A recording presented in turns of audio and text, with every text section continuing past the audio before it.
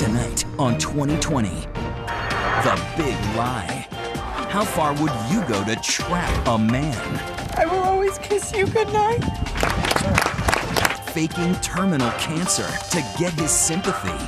If I didn't have some way to get his attention, that's it. Isn't there any other way to get his attention besides telling him you're dying of cancer? Try this. And the explosive story just this week. America's got talent, all right, at lying. I had got hit by a grenade. And today, the singer responds. It's the truth that I truly think is real. Plus, this sweet little old lady who's no lady. She's not even a woman, but a cross-dressing crook impersonating his dead mother to get her money. He became her. That's exactly what he did. Plus, want to relive your glory days like Zac Efron in 17 again? I'm going back to high school. He did the ultimate do-over. Are you an imposter? I'm just me. But who is he? That's the smoking gun.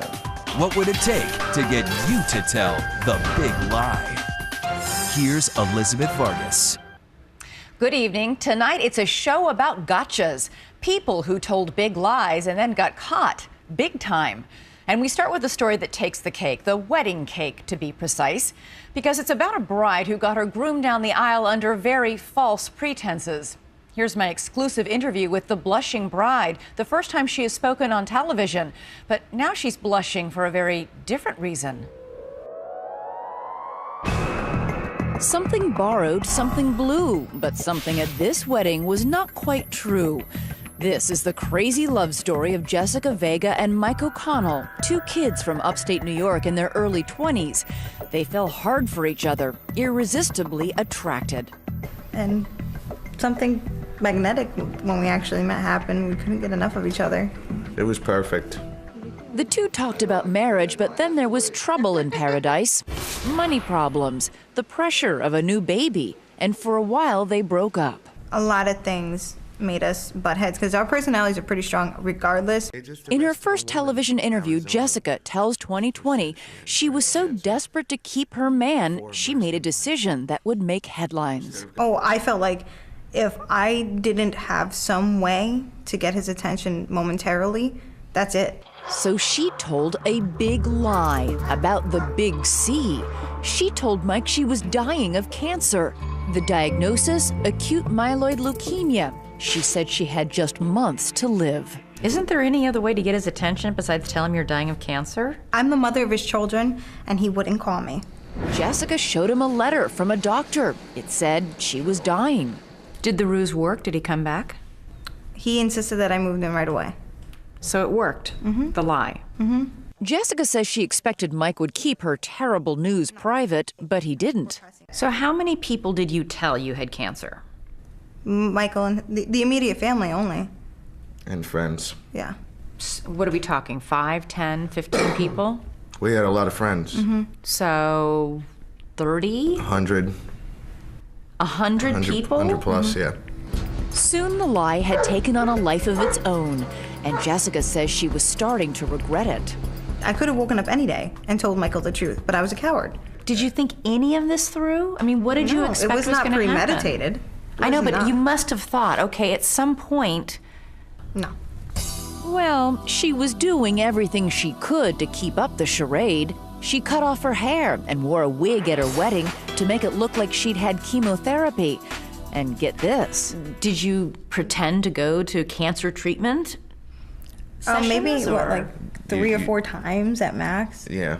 She would have her mother drop her off at the doctor's office. What would you go do? Nothing. Just sit there. When people began donating things for the wedding, Mike was touched and called the newspaper, suggesting they do a story about the community's generosity. He goes, hey, guess what? There's going to be an article about our wedding. And I was like, to myself, my inner monologue, I'm like, oh my God, I cannot get out of this now. I have to choose. What am I going to do? Live a lie? Doyle Murphy reported her heartbreaking story in the local paper. The doomed bride-to-be getting fitted for a dress. The brave couple kissing as they got a marriage license. The article prompted even more donations. People were coming out of the woodwork. It was kind of amazing. Soon, family, friends, and complete strangers, many who had lost loved ones to cancer themselves, were beating down her door, bearing gifts, including some who were so determined, Jessica and Mike said they wouldn't take no thank you for an answer. I went into that wedding shop with the full intention to pay for the dress myself. They wouldn't allow me to. I tried very hard to tell them, I have the money for it. I will pay for this myself. But you still took it. She could have said, yeah, you know what, no, I gotta stop this. A hotel manager who lost her husband to cancer gave them the best room, the jacuzzi suite, and sent up flowers, chocolate-covered strawberries, and champagne. A jeweler whose son was a survivor of cancer provided the rings. If there was more that we could have done, we would have done it. You got a free wedding dress. You got free rings. Those are all You got a free honeymoon. You got free airfare to Aruba for the honeymoon. Well, it wasn't free. Flowers, hair and makeup for you, and 7 bridal attendants. Right. Their perfect day came in May of 2010. A raucous outdoor wedding in Wallkill, New York. But even as she sobbed her vows, Jessica was still lying. As I become your wife, I want you to know the day I'm no longer physically here, I will always kiss you goodnight. Even during this lovely wedding, you're still lying. Mm-hmm. During the vows, yeah, because that was part of, we decided to write personal vows, and I had to mention that.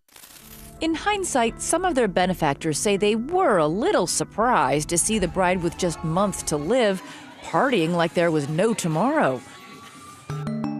But Jessica says her big lie had actually been eating away at her. I was miserable every day because I knew I was living a lie. So every day that I woke up, I'm like, I gotta figure out a way to make this lie a reality. Jessica says she began to believe the only way out was to actually die. And I just didn't want to be alive anymore at that point. Did you actually wish you really did have cancer? I didn't wish I had cancer. I wish that I could figure out a way to just be gone. So that way, at least I didn't have to face the reality of how many people I hurt. People are going to have a hard time believing that, Jessica, when they look at you on that wedding video, yucking it up at your wedding, dirty dancing with Michael, yeah. That's one thing. If you don't look like a woman who's, you know, struggling with suicidal regret over the lie she told. That's one thing I have to say about that is, I regret what I did to people, but I don't know any female in the earth that would be depressed on their wedding day when they were doing that kind of wedding. Like, some of Mike's friends had been whispering their doubts. They would be like, dude, something's not right. And I would flip out on them. But not long after their donated honeymoon to Aruba, O'Connell says he too began to have a nagging suspicion that his wife was healthier than she claimed. He pulled out that doctor's letter she had shown him, the one that said she was dying. Called the doctor and gave them her name and her social security. And they asked for the letter, so I scanned it and emailed it. And they said, what is this? And I said, oh boy. The good news? His new bride wasn't dying of cancer. The bad news? She never had been. The whole thing was a hoax, part of an epidemic of cancer fakes across the country. A Valley woman accused of lying about having breast cancer turned herself into authorities this morning and used that money for a breast augmentation. Said she was diagnosed with stage 2 brainstem glioma, faking cancer to scam thousands of dollars in favors and money. So what do you feel at that point? Anger? I was enraged. Word quickly spread that Jessica's imminent death had been greatly exaggerated. I said, how the hell did this happen? I was just floored. I mean, I didn't believe it. Once he knew his wife would live, Mike dumped her and made another call to the newspaper. The public punishment began immediately. Turns out she's perfectly healthy, and now she's been indicted for duping the community. Tabloids, television, and internet scorning her as a shameful sicko, a gold-digging bridezilla. And the sentence, a bit of a surprise. Jessica traded her white dress for an orange jumpsuit when she was arrested and spent 50 days in jail. She says the nights away from her 2 children were the worst. I miss my kids a lot. I'm never going to be away from them ever again. That's the only thing that I've accomplished. I know I messed up really bad, but I'm a good mom. She paid back more than $13,000. I'm gonna have to deal with this for the rest of my life because I did it and it's not something that's just gonna go away. No, you're a felon. I'm a convicted felon. I have probation for 5 years. But things are looking up for her now. Her husband Mike has taken her back. I tried to hate her. Just, it was an act. You can't help who you love. She does understand it'll be many anniversaries before some people are ready to forgive. So how many of those people we see at your wedding dancing and drinking and celebrating, how many of those people do you still speak to? None. Fortunately, since she's cancer-free, she has the rest of her life to make amends. Next, there's a big lie behind these granny sunglasses, but only these man hands would give it away. How bizarre was this case? I've never seen anything like this before. And you haven't either. Just wait. Don't know what to do with your mother's old clothes? Then have we got a story for you. It's what one man did to keep his mother's memory alive. He dressed in them. But did he do it as some bizarre form of grieving or thieving? And with this, we want to give a special welcome to our new ABC News correspondent, Amy Robach. This is her first report on 2020, and what a story. The lady in red. It's your average ho-hum afternoon at the DMV. As security cameras roll, a 77-year-old woman named Irene Prusik, dressed in red, her favorite color, steps up to the counter for the utterly routine task of renewing her license. Not much to see, right? But in fact, this seemingly innocuous video holds the key to a tantalizing mystery. A twisted tale of cross-dressing and crime. How bizarre was this case? In all my years, I've never seen anything like this before. Irene Prusik was a former actress and model who made her home in this neighborhood in Brooklyn, New York. Irene spent her entire life in this elegant brownstone and was a well-known figure to neighbors like John Coffey. How would you describe Irene? She was a woman that she had elegance, she had poise, she knew how to carry herself. Irene shared her home with her son, Tom, who was known around the neighborhood as a quiet, enigmatic man. He didn't have too many friends in the neighborhood that I know of. He had none that I know of. By 2003, Irene and her family had hit hard times. Unable to keep up on payments on the family brownstone, the property was sold under foreclosure. Staring eviction in the face, Irene was getting desperate. Fighting to keep her home, she filed lawsuit after lawsuit to avoid eviction. This photo of Irene was taken by her attorney, April of 2009. It was later that year when security cameras recorded that video of her renewing her license at the DMV. But for the past 6 years, there was something about Irene that was a hidden mystery. Her real home was not the townhouse in Brooklyn, but here. Irene Prusik had been dead and buried since 2003. Our beloved mother, reads Irene's headstone, everyone's talking about the lady in red. Also a note from her son, love Tom. But Thomas Parkin, shown here at the funeral home in front of his mother's casket, had much more sinister matters in mind than bereavement. Parkin was a con man and a thief who hatched the big lie, an elaborate scheme to impersonate his dead mother for criminal gain. He became her. That's exactly what he did. Because in his own mind, in his own plan, she needed to still be alive. Parkin's incredible ruse started the very day of his mother's funeral. For her death certificate, he provided the funeral director with a fake date of birth and social security number, which means her death was never officially recorded. So the government continued to issue Irene's monthly Social Security checks, and Parkin, seen here on a bank surveillance camera, cashed them for himself. Parkin was also able to dupe various banks into issuing him credit cards in his dead mother's name.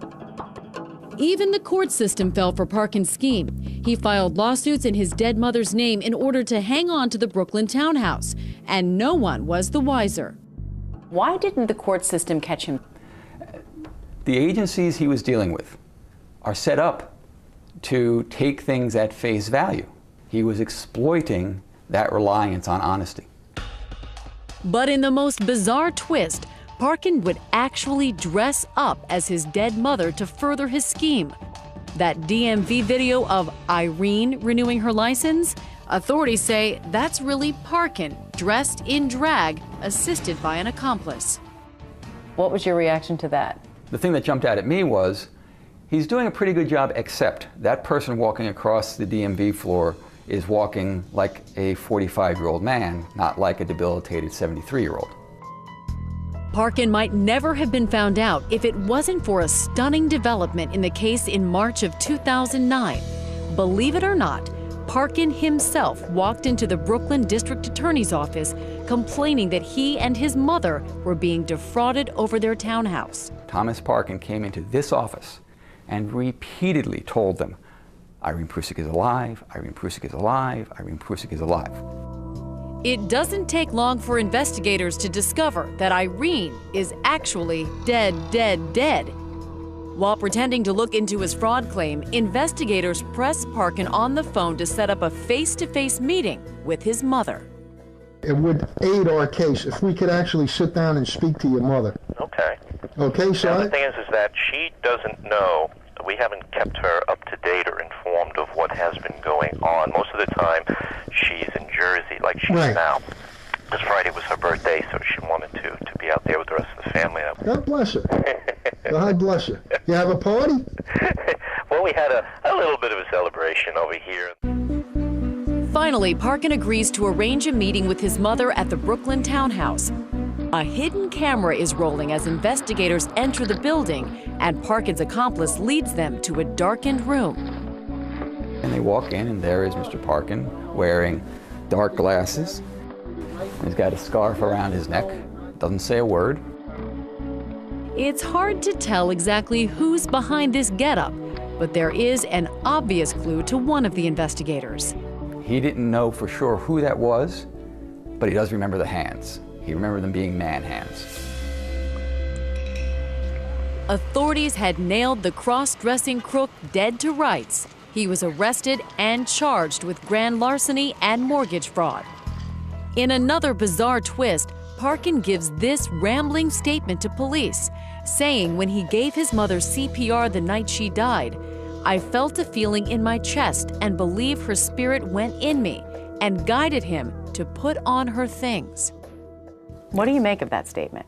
When I asked him about it, he said that he had not been taking his medication, that he didn't really mean it, that's not what happened.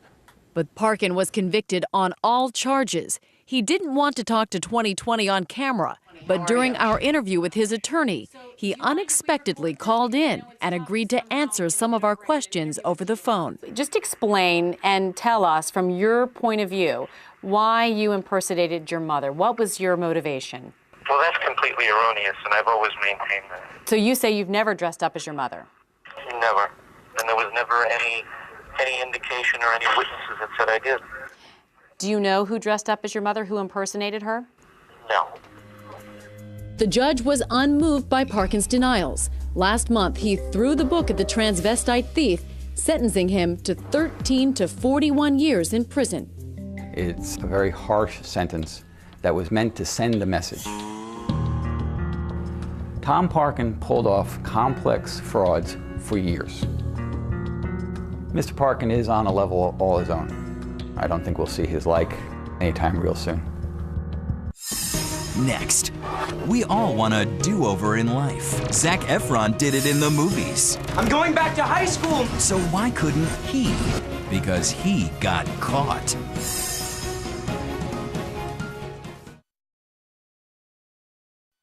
All right, who wouldn't want to shave a few years off your age, maybe even be a teenager again? It's the ultimate do-over, a fantasy about getting things right finally. Chris Cuomo sat down with someone who did it for real. He turned a hard luck story into good luck until his story began falling apart lie by lie. Odessa, Texas, famous for oil, gas, and Friday Night Lights high school football. That is until the day in February 2009 when a new legend came to town. The unbelievable tale of Jerry Joseph, 6 feet 5 inches of mystery delivered by a Greyhound bus from who knows where. He said, "I'm Jerry Joseph, I'm 15 years old, I'm an orphan from Haiti." What brought you there? It was an escape, really, just from a lot of troubles. Taking time off from, the life I was just living, which is pretty fast, street life and all that. And he was just looking for somewhere to go to school, and he wanted to play basketball. The good people of Odessa embraced Jerry. They welcomed the teenage orphan into their schools and into their struggling basketball program. Coach Danny Wright, who was the coach of the Permian boys team, brought him into his house and more or less adopted him. He was oddly big for 15, 6 feet 5, and he had tattoos. And listen to his voice. I got to Odessa, I'm realizing that I've been able to just relax here. So I decided to stay. Does he sound like someone who just got here from Haiti? You don't have any kind of Haitian accent at all. I didn't just start speaking English. Joseph produced a Haitian birth certificate and was admitted into school. We all know high school can be awkward and difficult, but on the basketball court and in the classroom, Jerry acted like it was old hat. He was the talk of the town. He was a big kid. He was going to take Permian to the playoffs. But Jerry wasn't just about sport. He was also about the spirit. He joined a church and got baptized. When you came out of that water, who came out of the water? I mean, the new Jerry, everything from before was gone off of me. I just felt brand new. Maybe he felt brand new because he was brand new. Truth is, Jerry isn't 15. In fact, Jerry isn't Jerry. Who he is a guy from Florida who figured out how to live the plot of the Zac Efron movie 17 again.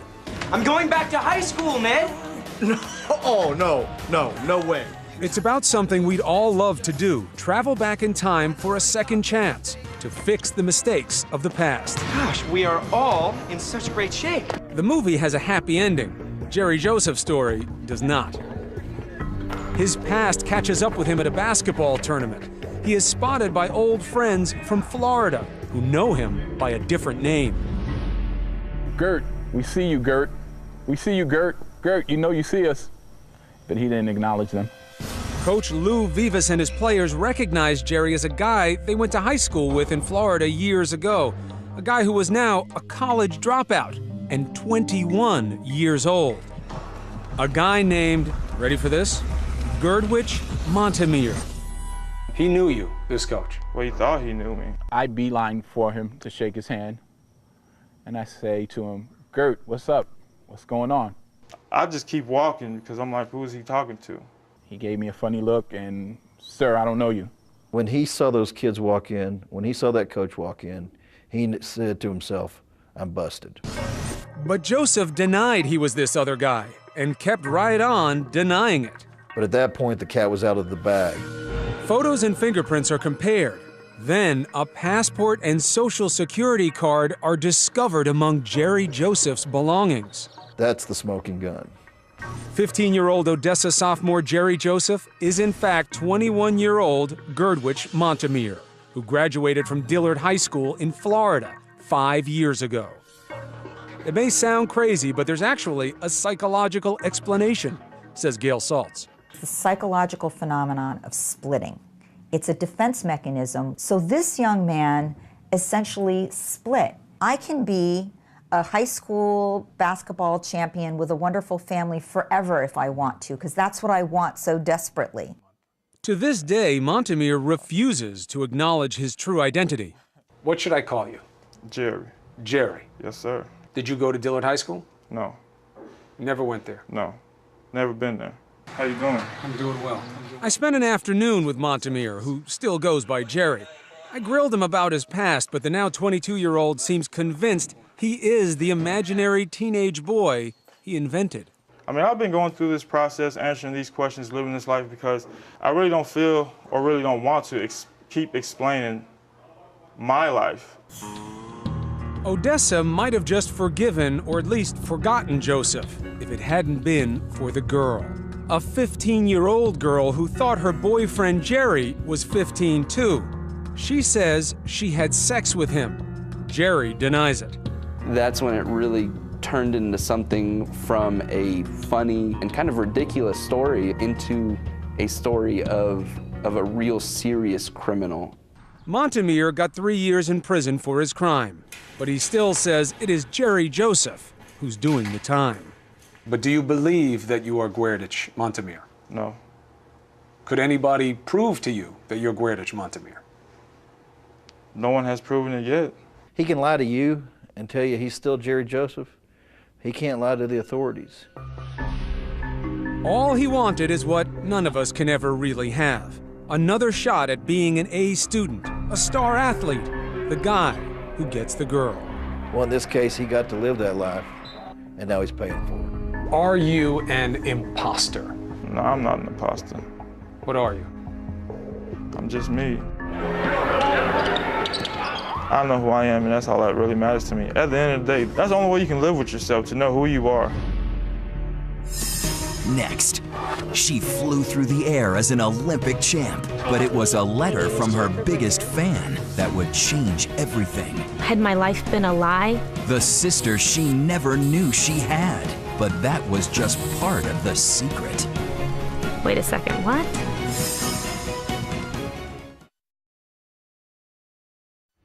Let's call this next story a sin of omission. Not really a lie, but it certainly turned into a shocker.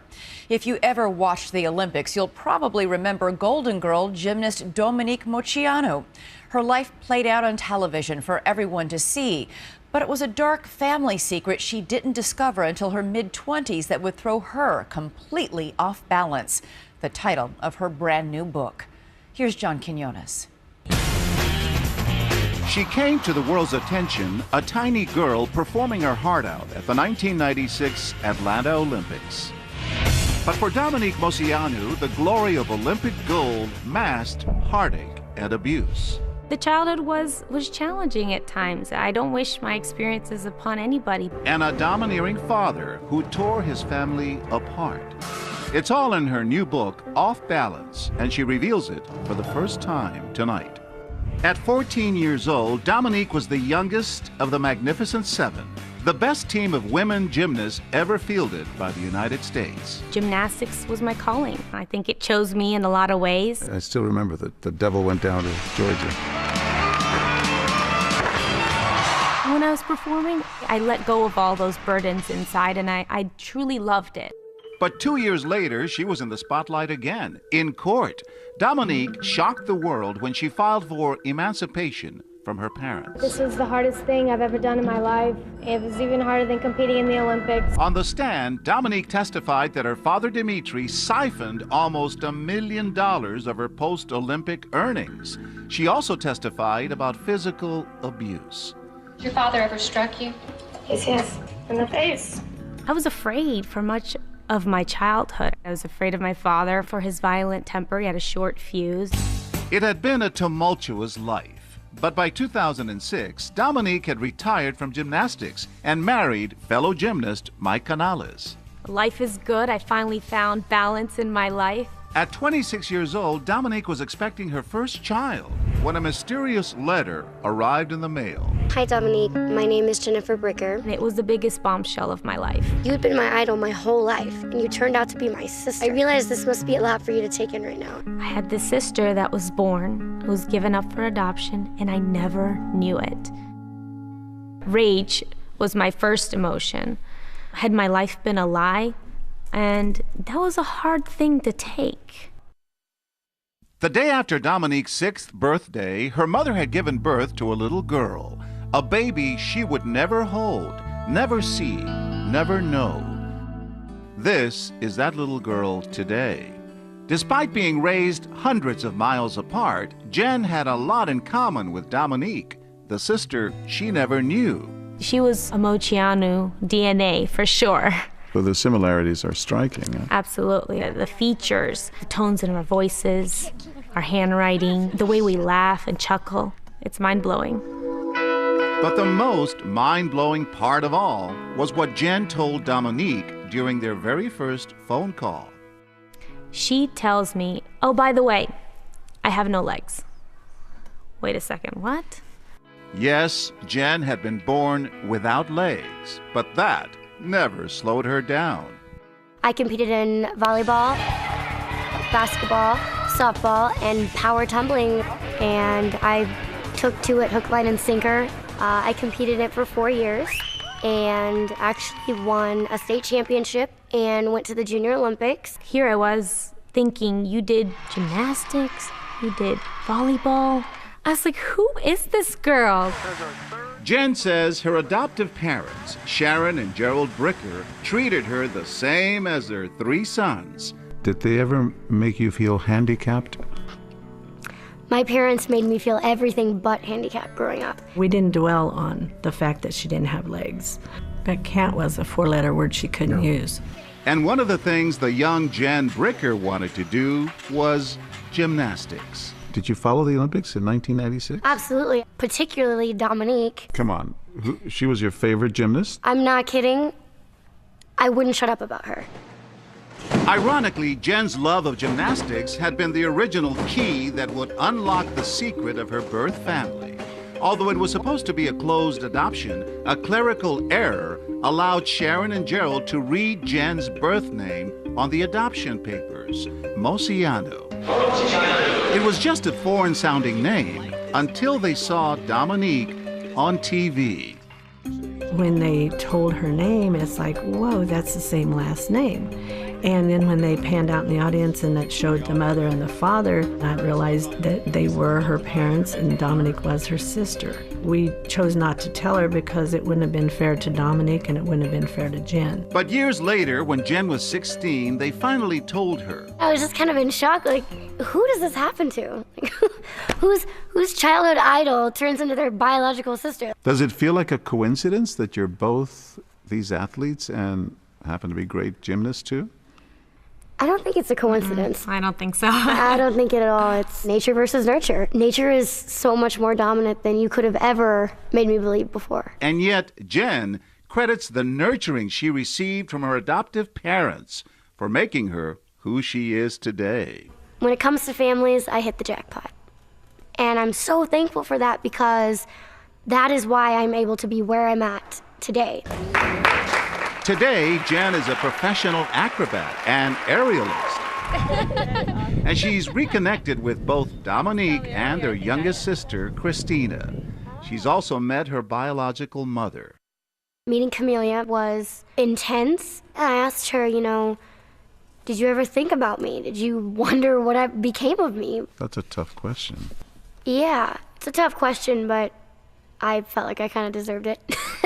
Deserved a little bit of an explanation. I felt bad for her because, she never even got to hold me. Jen never got to meet Dimitri Mosiano, her father. He died from cancer in 2008. But from Camellia, she learned that Dimitri never gave his wife the choice to keep their baby girl. It seemed that the man who poured so much ambition into his golden child had little interest in raising a daughter with a disability. And it was so foreign to me. All the secrecy, all the lies, all of this anger and sadness. I had come from the opposite, completely. It is so ironic. Dominique, the Olympic golden girl, endured a painful childhood. And Jen, the baby born with no legs and given away at birth, ended up with a magical life. Is there a moral to this story, Jen? Having a good foundation of a family, parents that instill confidence and self-esteem in you is everything. Wait, not yet, Charlie. For her sister Dominique, that means giving her own children the blissful and happy childhood she always craved. All those things have been able to bring me where I am today, and I feel I'm a strong woman. I can handle anything now.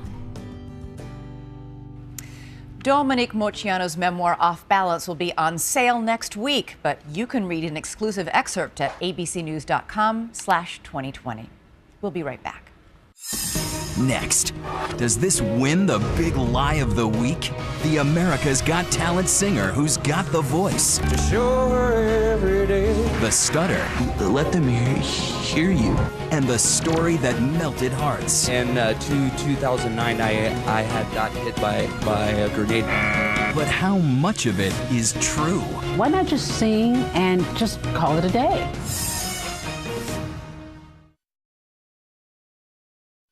If you're a fan of reality TV, then you know the #1 non-reality story this week is about Tim Poe on America's Got Talent, the contestant who lied about his military career. It's the latest in a string of whoppers that makes us wonder, should we just change the name to Fibbers TV and call it a day? Here's Deborah Roberts. If tomorrow never comes. It was an all-American tearjerker, stuttering guitar strummer Tim Poe on America's Got Talent. Did I try in every way? I spent 14 years in the military. In 2009, I had got hit by a grenade in Afghanistan, and it broke my back and gave me a brain injury. But look closely. You might see Tim's nose growing. That wounded in combat story, along with the photo of him in fatigues, the military says it's a big lie. Why not just sing and just call it a day? Because it's a singing show, everybody can sing. You need to have a compelling story to stand out. What better way than to have this patriotic story and be a hero? In reality TV, casting director Sarah Monson says actual reality can get in the way of a show's strategy. Everyone's got a role to play. They fit into this puzzle that we're looking for. They're a stereotype. You know, they say we don't stereotype, but we do. You know, a hero, a villain, an underdog. We want them to play a certain role as themselves and hope that they fulfill that on the show. Poe is just the latest entry in the reality TV rogues gallery, joining survivor Brian Heidig, the buff blonde identified on the show as a used car salesman. What he didn't say was that he'd actually been selling porn. How is it that the shows don't catch people? Well, background checks are very expensive, and again, not all shows do them, just depending on the show. If you think about it, fraud on these shows kind of benefits everyone. The producers want ratings, the audience wants to be entertained, and contestants want fame. I love being infamous. I've done 70 television shows. I'm on Rolex #2. So badly they can spend their lives auditioning. People have gone to great extremes to get on these shows. On Apprentice, we used to have people that would fly from city to city to city to try out. Like, we'd see them over and over and over and over, and we're like, what are you doing? Well, come on, reality can be pretty dull, which might explain what happened this season with American Idol's Jermaine Jones, the 6'8" baritone dubbed the Gentle Giant. And words from my heart. He said his dad abandoned him, and the dad was like, what are you talking about? I'm gonna sing Superstar. Turns out the gentle part wasn't true either. Jones had an arrest record and some outstanding warrants, an embarrassing sour note for the hit show. We discovered information that left us with no choice but to eliminate one of our finalists from the competition. Girls, meet my millionaire. Some liars fabricate success stories, not sob stories. Michael Proser III claimed to be a wealthy internet tycoon when appearing on The Millionaire Matchmaker. I would estimate modestly my net worth to be about $400 million. The women were turned off, and so were prosecutors. Turns out Proser's a scam artist who just pleaded guilty to fraud. What do you think those women think of him now? They're probably pretty grossed out by him, I imagine. Seems we're willing to accept plenty of fibbing and faking, especially on those dating shows. I mean, does anyone really believe these couples are in love? The minute you walk in the room, I know it's me. Still, there's a firm, if invisible, border of baloney contestants cross at their peril. Which brings us back to Tim Poe. The National Guard confirmed his records do not show he was injured by a grenade in Afghanistan, where he served for just 1 month. And that photo? Not him. That's U.S. Staff Sergeant Norman Bone. Today, Poe released a military document showing he suffers from an injury or disease received in the line of duty, but nothing specific about the cause. I did serve my country the best that I knew how. Here's the song Poe is singing today. It's the truth that I truly think is real. And that's horrible because I don't know what. So the moral of the story of Tim Poe? Be honest. Don't lie. And be who you are. That's our program for tonight, but be sure to watch Nightline after your local news. I'm Elizabeth Vargas. For all of us at 2020 and ABC News, good night and have a great weekend.